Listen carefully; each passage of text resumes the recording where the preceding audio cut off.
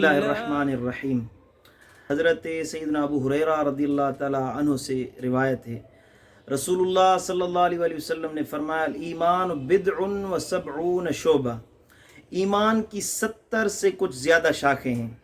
فافضلها قول لا الہ الا اللہ، جن میں سے سب سے افضل لا الہ الا اللہ یعنی اللہ کی وحدانیت کا اقرار کرنا ہے،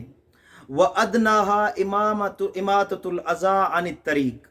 اور ان میں سے سب سے نچلا درجہ کسی تکلیف دہ چیز کو راستے سے دور کر دینا ہے، وَالْحَيَاءُ شُعْبَةٌ مِّنَ الْإِيمَانِ، اور حیا بھی ایمان کی ایک اہم ترین شاخ ہے۔ یاد رکھیں کہ ارکان ایمان میں سب سے افضل اللہ پر ایمان لانا ہے، جیسا کہ بخاری شریف میں حدیث مبارکہ ہے، رسول اللہ صلی اللہ تعالی علیہ وآلہ وسلم سے جب یہ سوال کیا گیا کہ یا رسول اللہ کون سا عمل سب سے زیادہ افضل ہے، تو آپ صلی اللہ علیہ وآلہ وسلم نے جواب ارشاد فرمایا کہ افضل ترین عمل یہ ہے کہ اللہ اور اس کے رسول پر ایمان لایا جائے۔ نبی اکرم صلی اللہ علیہ وآلہ وسلم سے جب حضرت جبریل امین نے عرض کی کہ یا رسول اللہ، حدیث جبریل مشہور ہے کہ مجھے ایمان کے بارے میں بتائیں، تو آپ صلی اللہ تعالی علیہ وسلم نے جبریل امین کو جواب فرمایا کہ ایمان یہ ہے کہ اللہ پر، ملائکہ پر، آسمانی کتابوں پر، رسولوں پر، یوم آخرت پر اور اچھی یا بری تقدیر اللہ کی طرف سے ہے، اس پر ایمان لایا جائے۔ یہ متفق علیہ حدیث ہے۔ ایمانی صفات میں سب سے پہلی صفت یہ ہے کہ ہم دل کی گہرائیوں سے سب سے پہلے اللہ تعالیٰ کی ذات اور اس کے وجود کی اس طرح پختہ دل سے تصدیق کریں کہ اس ذات کا مد مقابل نہ پہلے تھا اور نہ بعد میں ہو سکتا ہے، وہی اول ہے، اس سے پہلے کچھ بھی نہیں تھا، اور وہی آخر ہے، اس کے بعد کچھ بھی نہیں ہوگا، اور وہی ظاہر ہے، اس کے اوپر کچھ بھی نہیں ہے، اور وہی اللہ باطن ہے، اس کے ماورا کچھ بھی نہیں ہے، اور وہ حی قیوم ہے، وہ احد ہے، اور وہ اللہ صمد ہے جس کی نہ کوئی اولاد ہے اور نہ وہ کسی کی اولاد ہے اور نہ ہی اس کا کوئی مد مقابل ہے۔ حضرت امام بہقی رحمۃ اللہ علیہ کتاب شعب الایمان میں ارشاد فرماتے ہیں، لکھتے ہیں کہ ایمان باللہ کے لیے 5 چیزیں ضروری ہیں۔ سب سے پہلے تو وجود باری تعالیٰ پر ایمان لانا، یعنی یہ تسلیم کیا جائے کہ ایک ذات ہے جو پس پردہ نظام کائنات چلا رہی ہے، اور وہ حق ہے، وہ موجود ہے، ہر طرف وہی ہے، اور وہ اور کوئی نہیں بلکہ وہ ہے اللہ، یعنی الہ واحد کا اس بات۔ یہ الہاد کا انکار ہے، جو کہتے ہیں کہ کوئی خدا نہیں ہے، کائنات میں سرے سے کوئی معبود ہی نہیں ہے۔ ایمان باللہ کے لیے سب سے پہلے یہ تسلیم کرنا ہوگا کہ اللہ موجود ہے اور وہ کارساز ہے۔ اس کے بعد یہ ماننا کہ ہم جس اللہ کو مانتے ہیں وہ واحد اور اکیلا ہے، جس کا کوئی شریک نہیں ہے۔ کچھ اقوام کا ماننا ہے کہ اس دنیا میں 2 خدا ہیں، ایک شر کا خدا اور ایک خیر کا خدا، یا کوئی رب کا بیٹا مانتا ہے کہ اللہ کی اولاد ہے، وہ بھی الہ ہے، یا اسی طرح کہا جاتا ہے کہ اس نے اپنے تمام کاموں کو چلانے کے لیے اپنے مددگار بنا کر رکھے ہیں۔ ان تمام چیزوں کو اس رب کا شریک ٹھہرانا عقیدہ ایمان باللہ کا انکار ہے، یعنی اللہ رب العالمین کو اس طرح مانا جائے کہ وہ اپنی ذات اور صفات میں تنہا اور اکیلا ہے اور اس کا کوئی بھی شریک نہیں ہے۔ ایمان باللہ کے لیے تیسری شرط یہ ہے کہ اس بات کا یقین کیا جائے کہ اللہ تعالیٰ نہ جوہر ہے اور نہ ہی عرض ہے۔ جوہر یعنی اپنے پائے جانے میں غیر کا محتاج نہ ہو، اور عرض یعنی ایسی حقیقت جو کسی موضوع کے ساتھ جڑی ہوئی ہو یا کسی کے سہارے پر موجود ہو، اسے عرض کہا جاتا ہے۔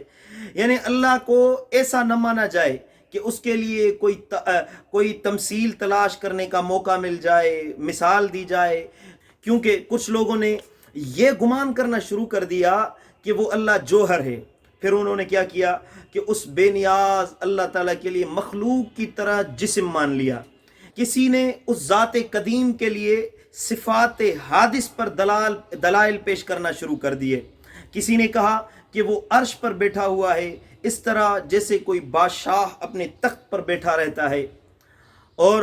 جبکہ ایسی باتیں کرنے والا شرک اور تعطل کے عقیدے کا ارتکاب کر رہا ہوتا ہے۔ ہماری اس تقریر کا مفہوم یہ نکلا کہ رب کائنات کے لیے یہ عقیدہ رکھا جائے کہ لیس کمثلہ شیء، اس کی مثال دنیا میں کوئی چیز نہیں ہے، نہ ذات میں اور نہ ہی صفات میں، نہ وہ زمان اور مکان کا محتاج ہے، نہ ہی اس کی طرف یعنی اللہ کی طرف حرکات اور سکنات کی نسبت کی جائے گی، نہ وہ غیر کا محتاج ہے اور نہ ہی وہ اللہ حادث اور فانی ہے۔ سبحان اللہ۔ چوتھی شرط ایمان باللہ کے لیے یہ مانی جائے گی کہ اللہ کے لیے یہ عقیدہ رکھا جائے کہ وجود باری تعالیٰ کے علاوہ ہر چیز معدوم تھی، پھر ہر چیز کو اللہ تعالیٰ نے اپنی قدرت اور شان کے مطابق ایجاد فرمایا، ورنہ اس کی اختراع اور ایجاد سے قبل ہر چیز معدوم تھی۔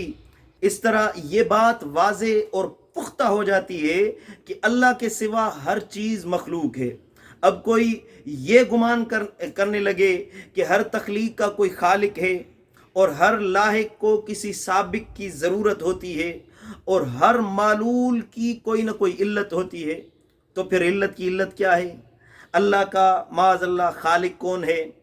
اور کچھ نے یہ کہا کہ جب معلول علت سے جدا نہیں ہو سکتا تو پھر لازم ہے کہ اس عالم کا جو مادہ ہے وہ بھی ازل سے اللہ کے ساتھ جڑا ہوا ہے، یعنی ان کے عقیدے کے مطابق یوں کہا جائے کہ اللہ بھی قدیم ہے اور یہ مادہ بھی قدیم ہے،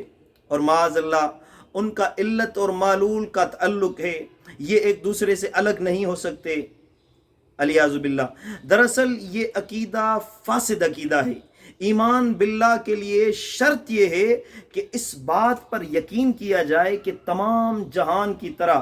مادہ بھی رب کی تخلیق ہے، وہ اسے فنا کر سکتا ہے اور اس میں یہ قوت ہے کہ اس کائنات کو بغیر مادہ کے دوبارہ بھی پیدا کر سکتا ہے،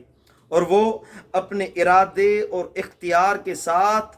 بغیر مثال کے ہر چیز از سر نو پیدا کرنے کی قوت بھی رکھتا ہے، چاہے وہ جوہر ہو چاہے وہ ارض ہو۔ سبحان اللہ۔ ایمان باللہ کے لیے پانچویں بات یہ ضروری ہے کہ جو کچھ اس رب نے پیدا کیا ہے اس کا مدبر اور متصرف بھی صرف وہی اللہ ہے۔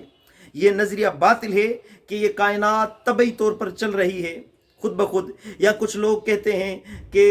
اللہ تعالیٰ نے یہ جہاں یہ دنیا تخلیق کی اور پھر اسے اپنی فطرت پر چھوڑ دیا، یا ایک نظام کے تحت چلتا ہوا آٹو پر رکھ کر چھوڑ دیا، اب وہ کسی ذات کے بغیر کسی تدبیر کے بغیر یہ کائنات خود بخود چل رہی ہے، اور معاذ اللہ اس دنیا کا خالق اسے چلتا ہوا دور سے مشاہدہ کر رہا ہے اور دیکھ رہا ہے۔ اور پھر کچھ لوگ یہ بھی کہتے ہیں کہ انسان پر جو حوادثات جو مصائب آتے ہیں یہ کواکب اور ستاروں کی گردش کی وجہ سے پیش آتے ہیں، لیکن ایک مومن کا اور مسلمان کا عقیدہ اور ایمان باللہ یہ ہے کہ موجودات میں کوئی بھی چیز کسی بھی چیز کے لیے اللہ کے سوا کوئی مدبر نہیں ہے، زمین پر کوئی پتا بھی اللہ کی مرضی کے بغیر نہیں ہلتا۔ سبحان اللہ۔ ان پانچوں چیزوں کو مد نظر رکھتے ہوئے ہم یہ کہیں گے کہ لا الہ الا اللہ۔ سورہ محمد میں اللہ تعالیٰ نے فرمایا کہ فَعْلَمْ أَنَّهُ لَا إِلَهَ إِلَّا اللَّهُ، خوب جان لو اور یقین کر لو کہ اللہ کے سوا کوئی معبود نہیں، کوئی مطلوب نہیں، کوئی حقیقت نہیں، ہر چیز کا خالق اور مالک اللہ ہے۔ اس پر ایمان رکھنا ہر مومن کے لیے شرط اول ہے۔ اللہ ہمیں اپنی ذات میں یقین کامل نصیب فرمائے اور ایمان باللہ میں پختگی نصیب فرمائے۔ السلام علیکم ورحمۃ